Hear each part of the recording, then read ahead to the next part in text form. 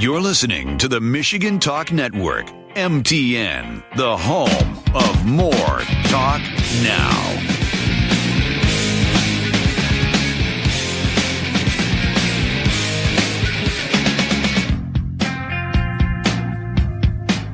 All right, so I look at the field of Democrats running for president.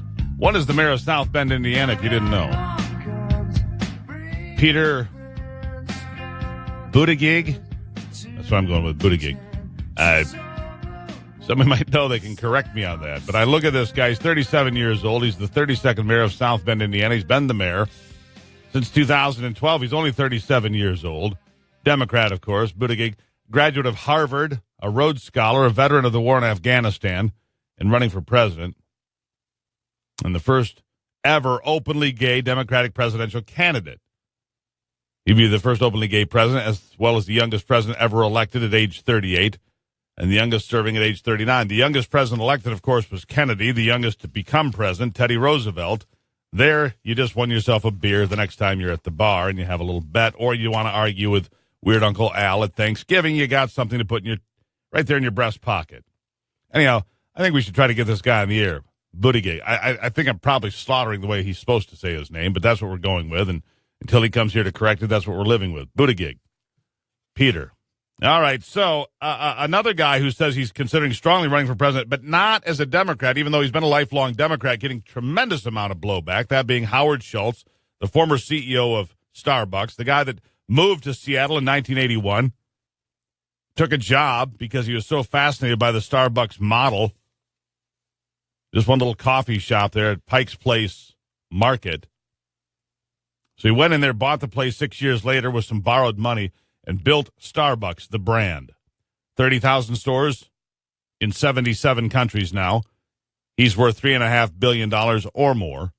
And says he won't run as a Democrat. He would run as an independent. And, man, the Democrats have come out with the long knives. They have come out with the long knives for this guy, who has a pretty fascinating story, honestly. He grew up in the projects of New York City. His father injured on the job when he was 7. They had no health insurance, no job. They were poor. He was beaten by his father on occasion. And he grew up to create one of these incredible brands, a self-made man who is now being attacked by Elizabeth Warren, Kamala Harris, and others. In fact, Elizabeth Warren say he's just one of those, irrelevant billionaires. Irrelevant billionaire. Here's a guy who wasn't worth 5 cents. He is a self-made man, and though I don't like his politics in many ways, come on. This guy deserves his place at the table. He deserves to have a conversation. Whether or not we would vote for him, that's another matter. But the fact of the matter is, he made something of himself. He's not on the welfare rolls somewhere. He's not sitting somewhere with his hand out. He's not sitting on the corner bar stool smoking cigarettes and pounding the beer away along with the rest of the day. He made something of himself.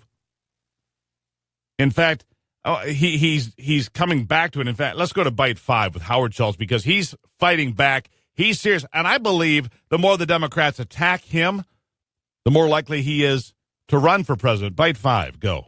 I want to be very clear on making sure that what I'm about to say is understood by the Democrats. If I run for president, I'm not running against the Democratic Party. I'm running against the system of the political infighting, the self-interest, the ideology, and the inability of both parties to do anything on behalf of the American people. And if I ran as a Democrat, which I would not do, I would have to be disingenuous given the platform that they are moving towards, which is a level of government takeover of health care, government takeover of free college for everyone, a job for everyone, which tallies about $40 trillion on a basis of a $21.5 trillion level of debt. It's not realistic. So we need a thoughtful, serious conversation.